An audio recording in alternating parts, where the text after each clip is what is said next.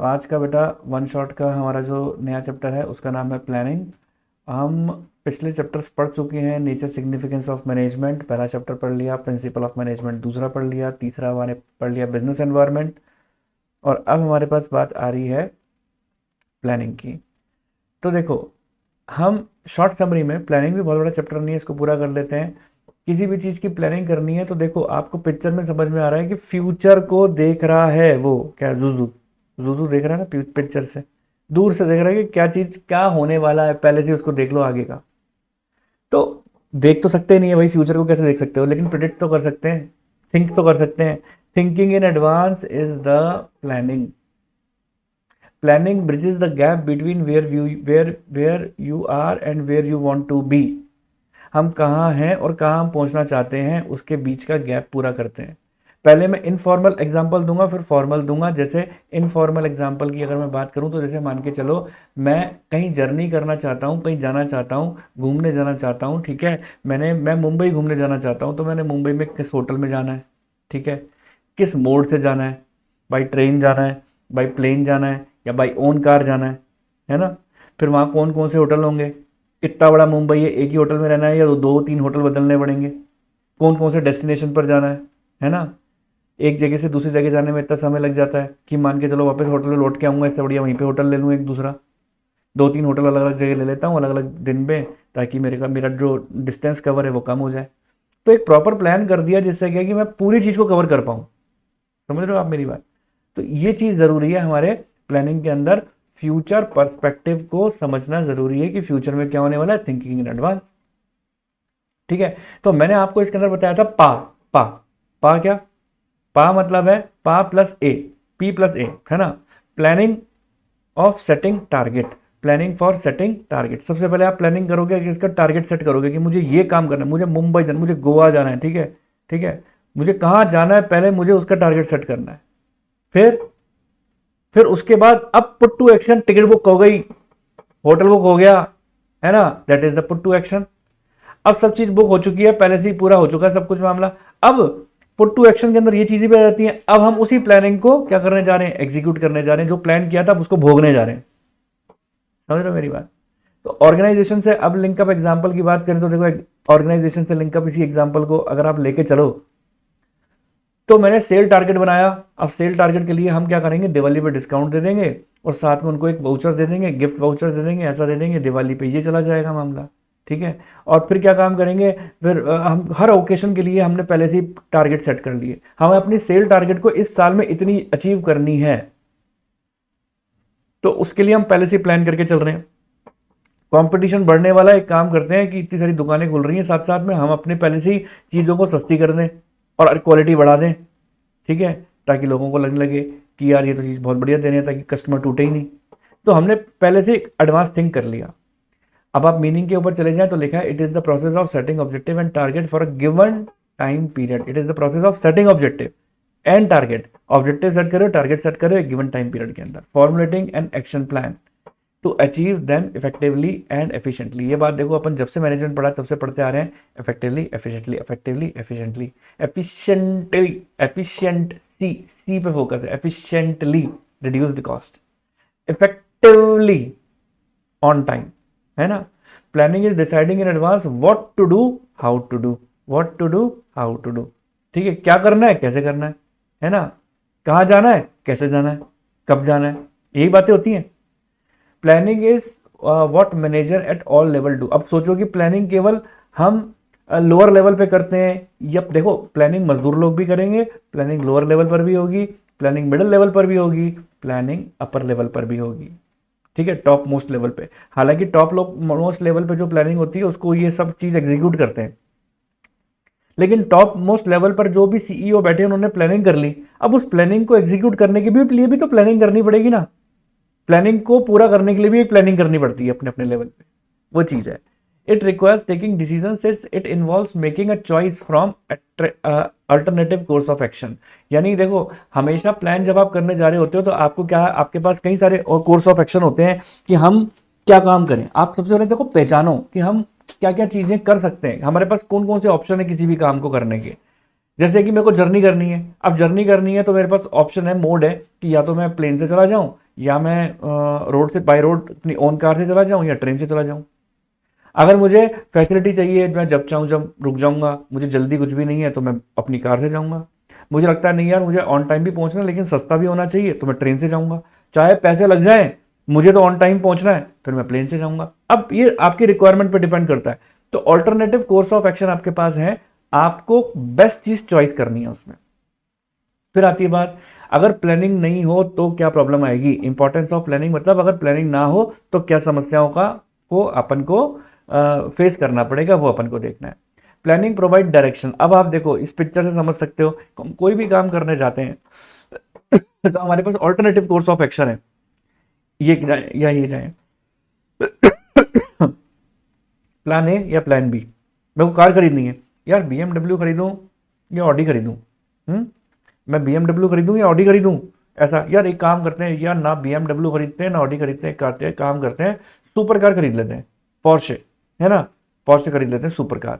तो मतलब आपके पास तीन तीन ऑल्टरनेटिव। मेरे को 5 करोड़ रुपए खर्च करने हैं, अब 5 करोड़ किसके लिए, X7 सीरीज के लिए खर्च कर रहा हूँ। वो शायद BMW की X7 सीरीज ही है जिसके ऊपर से टीवी उतर जाता है, वो LED उतर आता है ना ऐसे, वो वाली कार।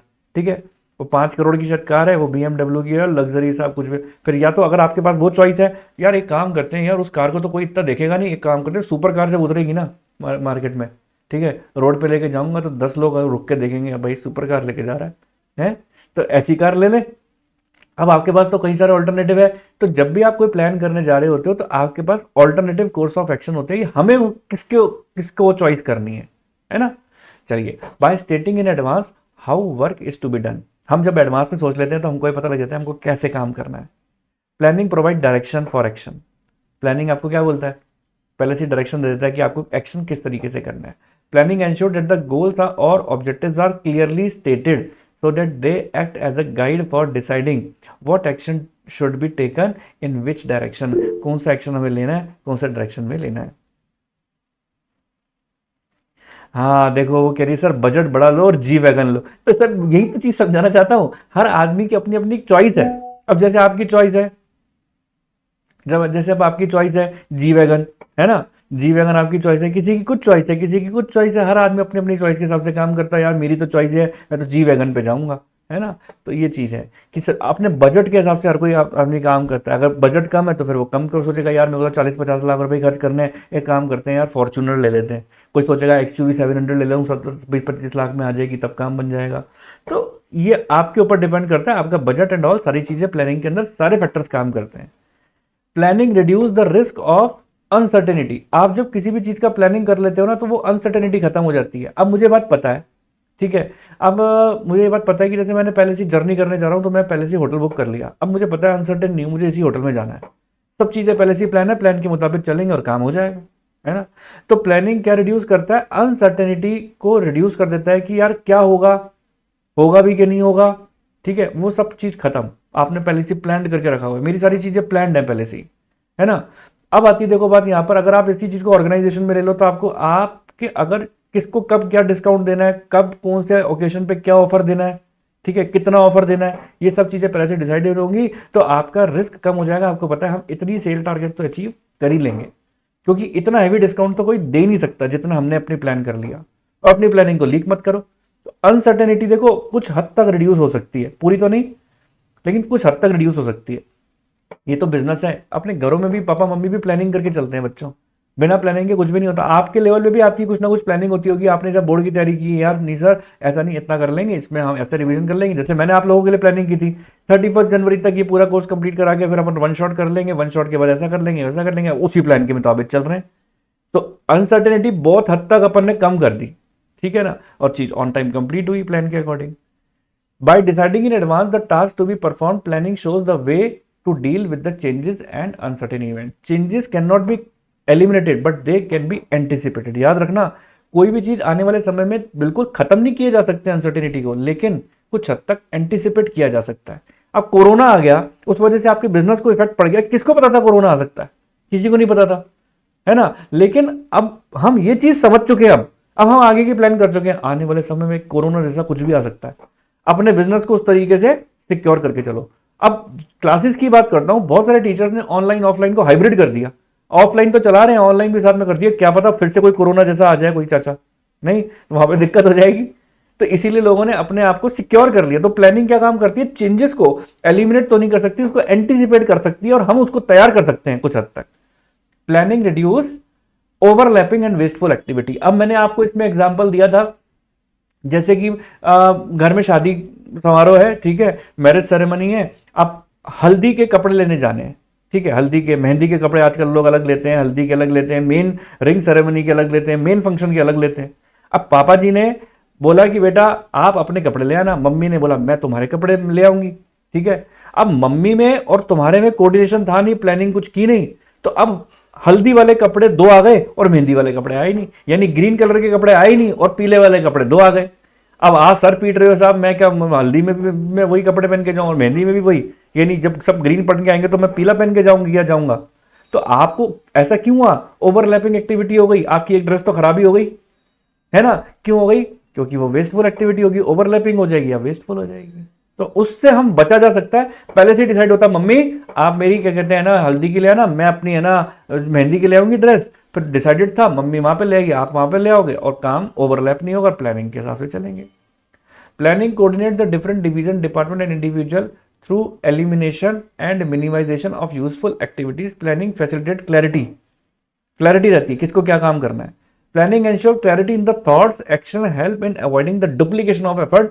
तो प्लानिंग अगर होगी तो डुप्लीकेट नहीं होंगे काम, क्योंकि जिसका काम जिसको जो करना है वो प्लान के मुताबिक चल रहा है ना, तो डुप्लीकेशन नहीं होगा। ये सारी बातें बेटे ऑर्गेनाइजेशन के पॉइंट ऑफ व्यू से भी समझो तो सेम चीज चलेगी आपकी, ठीक है। अब देखो, अब आगे की देखो बात आती है यहां पर कि हमने बात समझ चुके हैं, डुप्लीकेशन नहीं होता है, प्लानिंग प्रमोट्स इनोवेटिव आइडियाज, है ना। अब देखो जुजू वाला एग्जांपल आपको दिया था, प्लान किया यार, एक बात बताऊं, अब एक वोडाफोन ने प्लान किया था, अब वोडाफोन के जुजू जो है ना उसके ऊपर उसने ऐड बनाया, एक ऐसे करेक्टर बनाए, तो वो क्यों बनाए, वो क्यों बनाए, ठीक है। अब आप ये देखो, उन्होंने ये सोचा कि हम किसी भी बड़े सेलिब्रिटी को अगर लेते हैं, इतने रुपए लेके चला जाता है, इतना बजट हमारा हिल जाता है, अमिताभ बच्चन को लो या शाहरुख खान को लो या किसी भी ऐसे सेलिब्रिटी को ले लो, तो एक देश में चलाएंगे, वो तो देखो मल्टीनेशनल कंपनी है, एक देश में चलाएगी और दूसरे देश में नहीं चलाएगी, चला ही नहीं सकती, क्योंकि अमिताभ बच्चन को यहाँ तो जानते हैं सब, बाहर कौन जानता है, कोई नहीं जानता, है ना। तो जो इमेज उसकी इंडिया में है तो वो बाहर थोड़ी ना होगी।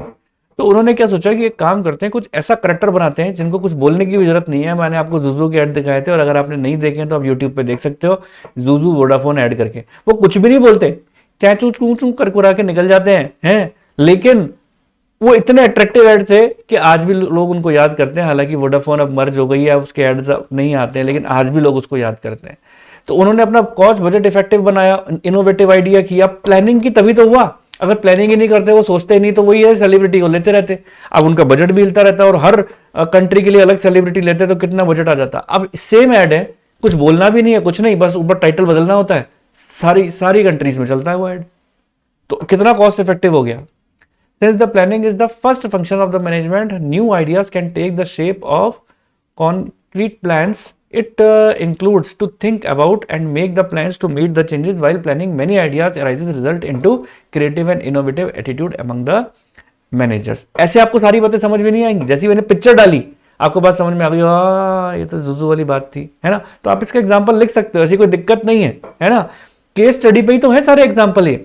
अगर आप सोचो सर एक बताओ सर एग्जाम्पल लिखे हैं क्या सर, अगर इस पॉइंट में लिखे आओ, कोई दिक्कत नहीं है।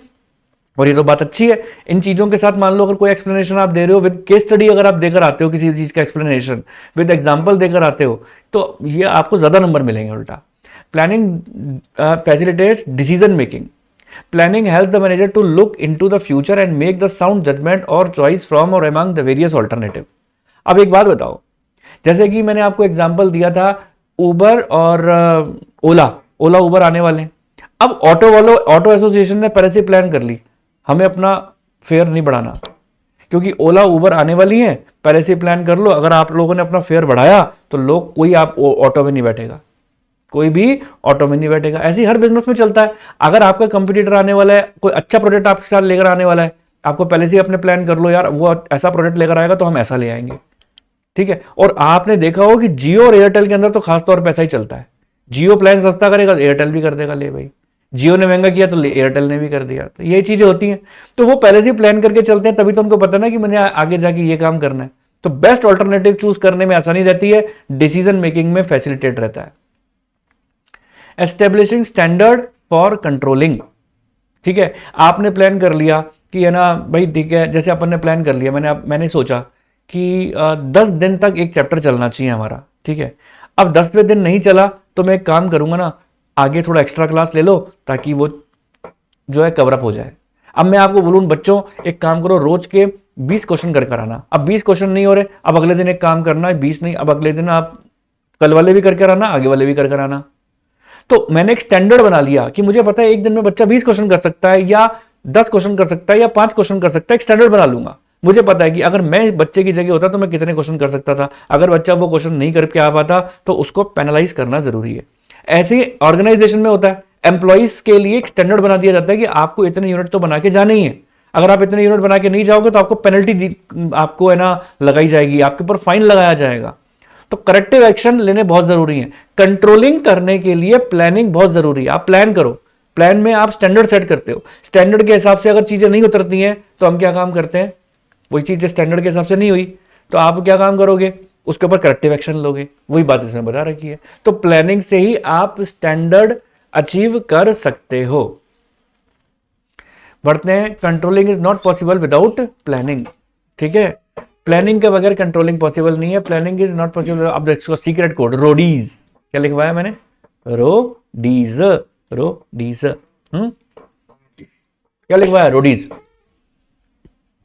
R for reduce risk, O for overlapping, D for direction, I for innovative ideas, E for effective decision making and S for standard for controlling, है ना।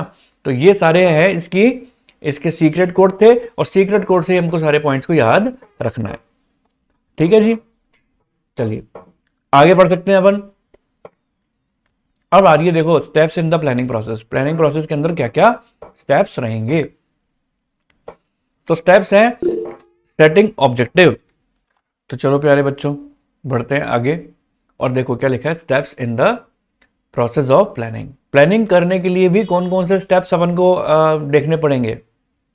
पहले पढ़ता हूं।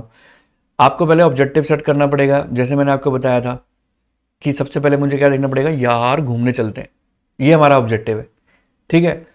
फिर डेवलपिंग प्लानिंग प्रेमाइसेस, कहाँ जाएं, developing planning premises, identification of the alternative course of action. चलो developing planning premises में गोवा जाएं, कैसे जाएं।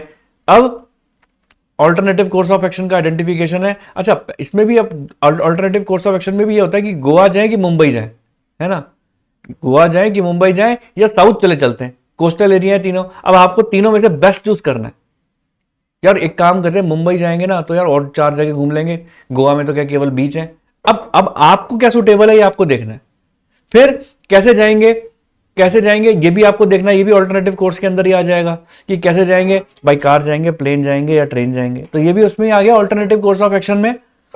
अब evaluation alternative course of action का मतलब क्या है, अब आप इवेल्युएट कर रहे हो बेस्ट कौन सा है, ठीक है। सर एक काम करो ना सर, एक काम करें सर गोवा ही निकल चले जाते हैं, बेस्ट है, बीच जाएंगे, साफ सुथरे बीच मिलेंगे, ठीक है। और एक है ना गोवा से होते हुए मुंबई होते हुए आ सकते हैं, हाँ ये बात ठीक है। तो अपन ने क्या काम किया, इवेल्युएट किया।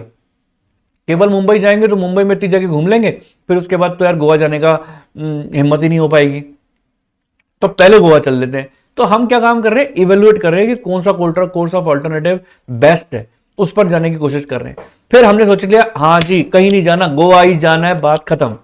तो फिर क्या हो गया, सेलेक्ट कर लिया बेस्ट अल्टरनेटिव अपन ने।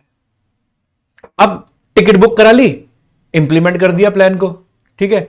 अब प्लान इंप्लीमेंट कर लिया, गोवा घूम घाम के आ गए। अब फॉलोअप करो आते वक्त, कैसी ट्रिप रही, बहुत बढ़िया रही, नेक्स्ट टाइम अब यहां चलेंगे। ऐसा होता है हमेशा, जब ट्रिप से वापस आ रहे होते हैं ना तो नेक्स्ट ट्रिप की प्लानिंग चल रही होती है, यार नेक्स्ट टाइम यहां जाएंगे, यार नेक्स्ट टाइम वहां जाएंगे, है ना। तो ऐसी चीजें होती रहती हैं।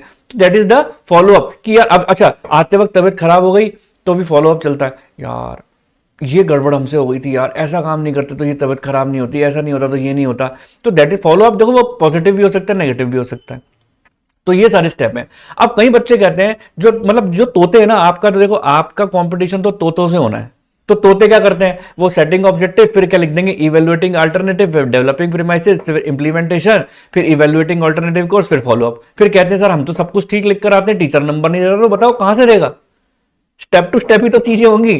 पहले ऑब्जेक्टिव सेट करोगे, फिर प्लानिंग प्रीमाइसेस डेवलप करोगे, फिर आइडेंटिफाई करोगे अल्टरनेटिव कोर्स ऑफ एक्शन। तो ऐसे ही होगा ना सर, होगा तो ऐसे ही सर, लेकिन याद नहीं रहता। तो मैंने कहा हमारा सीक्रेट कोड देखो, strict dieting, I am eating salad in food. Strict dieting, I am eating salad in the food. Strict का एस उठा लो, सेटिंग ऑब्जेक्टिव। डाइटिंग का डी उठा लो, फिर क्या आ जाएगा, डेवलपिंग प्रीमाइसेस। आई एम में आई उठा लो, इंप्लीमेंट द प्लान। ईटिंग का ई उठा लो, evaluating alternative course of action. सलाद का एस उठा लो, selecting and alternative course of action, है ना। फिर इनका आई उठा लो, identification of alternative course of action. और फूड का एफ उठा लो, तो फॉलो अप हो जाएगा, हो जाएगा, हो जाएगा। चलो, मेरे पास भी सलाद पड़ी है, तो मैं भी सलाद खा लेता हूं। और स्ट्रिक्ट डाइटिंग करता हूं, I am eating salad in the food, है ना, वही खा रहा हूं मैं भी। ये फॉग है, फॉग से खा रहा हूं ताकि आपको याद रहेगा कि सर ने इसका सीक्रेट कोड क्या बताया था। मेरे प्यारे बच्चों, देखो कोड याद रहेंगे ना तो आप केस स्टडी को भी हैंडल कर पाओगे। चलिए आगे बताऊं। चलो अब अपन देखो इसके अंदर क्या चीजें लिखनी है। Setting the objective, the process begin with the identifying and setting up objective. It determines where to reach. अब देखो उन सारी बातों से इसको कोरिलेट करो, अब आपको सारी बातें समझ में आती चली जाएंगी। It determine where to reach, क्या डिटरमाइन करता है, ऑब्जेक्टिव सेट करना, कहां जाना है, घूमने जाना है, किधर जाना है, वेयर टू रीच, है ना। ऑब्जेक्टिव में भी set for the entire organisation and each department. अगर आप इसको ऑर्गेनाइजेशन से ले लो तो ऐसा तो है नहीं कि मैं खाली एक डिपार्टमेंट के लिए ही ऑब्जेक्टिव सेट करूंगा। अगर सेल्स बढ़ानी है, आज मुकेश अंबानी ने सोच लिया था कि मेरे को पूरा मार्केट कैप्चर करना है, तो पूरा ही मार्केट कैप्चर करना है, ऐसा तो है नहीं कि वो एक खाली साउथ रीजन का मार्केट कैप्चर करेगा लेकिन नॉर्थ का नहीं करेगा, है ना। तो ऑब्जेक्टिव पूरी ऑर्गेनाइजेशन का सेट होता है, खाली एक का नहीं होता, है ना। Organizational objective arrived at should be measurable, understandable and clearly attainable। आपने कोई भी ऑब्जेक्टिव सेट किया, अब आपको खुद को ही नहीं पता करना क्या है, सुबह से शाम तक रट लगा के बैठे हो, घूमने चलो घूमने चलो। पापा पूछ रहे हैं कहां चलें, बाबा बस घूमने चलो घूमने चलो। फिर पापा पूछ रहे हैं बेटा बता कहां चले, मैं कुछ नहीं जानता बस घूमने चलो। दो चार बार तो पापा सुनेंगे, लेकिन फिर उड़ती हुई चप्पल आएगी, हवाई चप्पल, नीली पट्टी वाली, व्हाइट बेस वाली, कि ज्यादा बोल रहा है, ले थड़ थड़ थड़ थड़ सीधा रॉकेट की तरह घूमती हुई आएगी, बहुत बोल दिया तूने, अब कहीं घूमने नहीं जाएंगे, है ना। घूमने चलो तो कहां चलो बताओ तो सही। कोई आपने कोई भी अपना ऑब्जेक्टिव बनाया, वो मेजरेबल होना चाहिए, अंडरस्टैंडेबल होना चाहिए, क्लियर होना चाहिए, अटेनेबल होना चाहिए। पापा घूमने चलेंगे, बाबा पापा ने पूछा कहा, पापा एक बार बताऊं घूमने चलेंगे मंगल ग्रह पे। फिर उड़ती हुई चप्पल आएगी, वो अटेनेबल है क्या मंगल ग्रह पे जाके घूमना है, मैं तो मार्स पे घूमने जा रहा हूं आज, तो ऐसा थोड़ा होता है। अरे घूमने जा रहे हो तो ऐसी तो बात करो ना।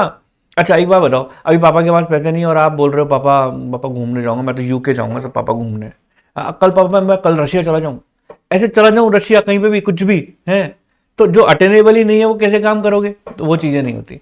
Developing planning premises involve making assumption relating to future condition. It provide relevant facts and information relating to future condition, hence sound estimate and forecast need to be made। sound estimate बनाने जरूरी है, ठीक है। It forecast the problems limitation, मतलब आपने कोई भी काम करने जा रहे हो तो डेवलपिंग प्रीमाइसेस आपको ये बताएगा कि आने वाले समय में क्या प्रॉब्लम आने वाली है। जैसे आपने डेवलपिंग प्रीमाइसेस में सोचा कि यार कैसे जाएं, प्लेन से जाएं, ट्रेन से जाएं या बाई ओन कार जाएं। प्लेन से जाएंगे यार बहुत पैसा लग जाएगा, ट्रेन से जाएंगे यार एग्जॉस्टिव तो हो जाएंगे यार, माना टिकट कम है लेकिन एग्जॉस्टिव हो जाएंगे, बीच में कहीं रुक नहीं सकते। अच्छा फिर ओन कार से जाएंगे यार खुद ड्राइव करनी पड़ेगी, बड़ी मुसीबत आएगी। लेकिन फायदा भी है, कहीं पे भी होटल लेके रुक सकते हैं, है ना। तो आपने क्या किया, प्रॉज एंड कॉन्स देखे, लिमिटेशंस भी देखी, प्रॉब्लम भी देखी, फायदे क्या है वो भी देखा, यार ये सारी फ्यूचर कंडीशन को देखा। ये सारी चीजें अपन कहाँ देखते हैं, डेवलपिंग प्लानिंग प्रीमाइसेस में। Identifying alternative course of action, ये आपने देख ही लिया कि कैसे जाएं, किसके तहत जाएं, है ना, मतलब किस मोड से जाएं, है ना, और किधर जाएं, ये सारी चीजें। तो ये जो है ना, अपन alternative course of action identify करने का जो काम होता है ना, ये उसमें भी होता है। कूपन दें, डिस्काउंट जैसे अपन को देना है, अपनी सेल्स टारगेट बनाना है, तो डिस्काउंट दे दें डायरेक्टली, या कूपन दे दें, या प्राइसेस को कम कर दें, कैसे मतलब हम काम करें, या लकी ड्रॉ रखें। तो इस आपके पास ऑल्टरनेटिव कोर्स ऑफ एक्शन है सेल्स को इंक्रीज करने के, तो यहां अपन को आइडेंटिफाई करना है कि हमारे लिए बेस्ट क्या बनेगा। तो आइडेंटिफाई जब अपन करेंगे तो प्रोस एंड कॉन्स हर चीज को देखेंगे कि भाई इवेलुएट करना ऑल्टरनेटिव कोर्स ऑफ एक्शन को, वही चीजें हैं इसके अंदर। फिर जो चीज बेस्ट होगी अपन को उसको ऑल्टरनेटिव को सेलेक्ट करना है। This is actually the stage of decision making where the most suitable course of action is selected. The selected alternative is obviously one which is the most feasible, profitable, यानी आपके लिए जो लगता है ना बेस्ट है, वो बेस्ट चूज करेंगे आप। इतनी सारी चीजें सोच साचने के बाद, नहीं यार मुझे तो यही सुटेबल लगता है। होता है ना, अपने साथ भी ऐसा होता है। आप कोई भी चीज चूज करने जा रहे हो, ठीक है, कॉलेज चूज करोगे, आप 10 कॉलेज देख रहे हो, यार हमारे लिए तो यही बेस्ट लगता है यार, ऑल्टरनेटिव कोर्स है, ठीक है। आपने अपनी कोचिंग देखी कि यार ऑफलाइन कोचिंग है यार, ऑफलाइन 10 कोचिंग है, यहाँ पर ये टीचर पढ़ा रहा है, वहाँ वो पढ़ा रहा है, यार एक काम करते हैं ऑनलाइन ज्वाइन करते हैं, घर बैठ के पढ़ लेंगे, टीचर भी अच्छा पढ़ा रहे हैं, नोट्स भी मिल जाएंगे, रिकॉर्डिंग भी मिल जाएगी। आपने अपने हिसाब से चीज़ को सोचा। कई बच्चे अपने हिसाब से चीज़ को सोचते हैं, नहीं ऑनलाइन नहीं ऑफलाइन पढ़ेंगे, 10 लोग से मिलेंगे, ठीक है, मटर गश्ती भी करेंगे, मजा भी करेंगे, बाहर घूमना फिरना भी हो जाएगा, घर बैठ के क्या पढ़ना। तो सबकी अपनी चॉइस है। तो बेस्ट ऑल्टरनेटिव करना होता है, उसके बाद उसको इंप्लीमेंट करो प्लान को। मैंने नीचे कुछ एग्जांपल भी दे रखे हैं ऑर्गेनाइजेशन पॉइंट ऑफ व्यू से, तो आप उनको देख सकते हो। फिर फॉलोअप लेना कि भाई फॉलोअप मैंने बताया ना, प्लानिंग सब चीज होने के बाद फाइनल स्टेज के अंदर क्या होता है, फिर हम एनालाइज करते हैं ये चीज अच्छी हुई कि बुरी हुई, तो that is called the follow up. फिर आती है बात features of planning. Planning focuses on achieving the objective, ठीक है। प्लानिंग देखो, फीचर्स सारे वही हैं जो आप पहले ऊपर पढ़कर आए हो, बस नेम याद कर लेना, बातें सारी वही हैं। प्लानिंग किसके ऊपर फोकस करता है, कहते हैं इधर उधर मत देखो, जो प्लान किया ना उसके ऊपर चलो, ताकि आपके ऑब्जेक्टिव अचीव हो जाए। अब आपका प्लान क्या था, 100 में से 100 का। अभी हमारा क्या प्लान है, ऑन टाइम सब चीजें कवर अप हो जाए। तो हम क्या काम करें, इधर उधर की बातें नहीं करते, पहले एक काम करते हैं, पहले अपने फोकस पे काम करते हैं, प्लानिंग पूरा अचीव कर लो अपना, जो प्लान किया था उसके ऊपर हमारे ऑब्जेक्टिव अचीव हो जाने चाहिए। Planning is the primary function of management, क्योंकि बिना प्लानिंग के तो कुछ अचीव ही नहीं होना ना। POSDC, planning, organising, staffing, direction, controlling, यानी सारी चीजें बाद में आनी है, सबसे पहले प्लानिंग आनी है। तो that is the primary objective, उसके बगैर तो स्टार्ट ही नहीं हो सकते कुछ। और परवेसिव है, चाहे टॉप लेवल हो, चाहे मिडिल लेवल हो, चाहे लोअर लेवल हो, हर के ऊपर प्लानिंग लगेगी।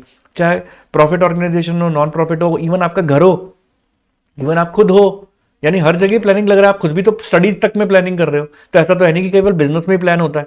तो प्लानिंग तो जहां मैनेजमेंट होगा वहां हर जगह होगा, ठीक है। मैनेजमेंट ऐसा नहीं है कि मैनेजमेंट केवल बिजनेस में होता है, मैनेजमेंट आपके घर में भी होता है।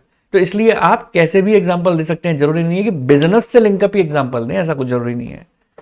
प्लानिंग फ्यूचरिस्टिक है, ऐसा नहीं है प्लानिंग आज प्लानिंग की आज हो गया, ऐसा नहीं होता। अभी प्लानिंग को दिखता नहीं है, ठीक है। प्लानिंग हम करते हैं और उसको एग्जीक्यूट करते हैं फ्यूचर के लिए। हमेशा प्लानिंग हमेशा फ्यूचर के लिए होती है, कभी इमीडिएट के लिए नहीं होती। ये चीज देखने वाली बात है। और ऐसा नहीं है कि प्लानिंग कोई दिवाली है आज बनाई कल नहीं बनाएंगे, कोई इवेंट नहीं है, कंटिन्यूअस है, ठीक है। प्लानिंग आज भी चलेगी, कल भी चलेगी, परसों भी चलेगी, और एक प्लान बना देंगे वो एग्जीक्यूट होगा, और उस एग्जीक्यूट के लिए फिर दूसरा प्लान बन जाएगा, और वो प्लान घूम फिर के फिर से वापस नया प्लान बनेगा, फिर आगे एग्जीक्यूट होगा, फिर कंटिन्यूसली चलेगा। ये कंटिन्यूस एक्टिविटी है, ये कोई ऐसा नहीं है कि एक बार कर ली और कंप्लीट हो गई, ऐसा नहीं है। प्लानिंग इन्वॉल्व डिसीजन मेकिंग, ये अपन बात पढ़ी चुके हैं। Planning decision, planning is a mental exercise. अब जो भी प्लान करते हैं हम सोचते हैं, जो सोचा उसको ऑन पेपर लिख देते हैं। तो जो भी थिंकिंग किया है आपने उसको ऑन पेपर खाली एक लिख रहे हो, लेकिन है तो क्या वो मेंटल एक्सरसाइज ही तो है। जो भी किया ख्याली प्लाव बनाया है, लेकिन एग्जीक्यूट नहीं हुआ, वो फ्यूचर में होगा वो। तो इसलिए इसको मेंटल एक्सरसाइज कहते हैं, क्योंकि वो इंटेलेक्चुअल एक्टिविटी है वो सारी। सीक्रेट कोड क्या है फीचर्स को याद करने का, आई एम मेकिंग चीज फिल्ड पैटीज फॉर पार्टी। तो आई से इन्वॉल्व डिसीजन मेकिंग आ जाएगा, मेकिंग के एम से आ जाएगा आपका मेंटल एक्सरसाइज आ जाएगा, है ना। फिर उसके बाद चीज के कंटिन्यूस आ जाएगा, चीज के सी से, एफ से आ जाएगा focus on achieving objective, patties के पी से आ जाएगा primary function of management, F के फ्यूचरिस्टिक, पी से परवेसिव आ जाएगा पार्टी के पी से। तो उम्मीद करता हूं ये प्लानिंग वाला चैप्टर आपको पूरा अच्छी तरीके से समझ में आया होगा। अच्छी तरह समझ में आया तो वीडियो को लाइक कर देना, चैनल पर नहीं तो सब्सक्राइब कर देना। मिलते हैं अपने नेक्स्ट वीडियो के साथ, नए चैप्टर के साथ। तब तक के लिए ओके, टाटा, बाय बाय। ठीक है जी।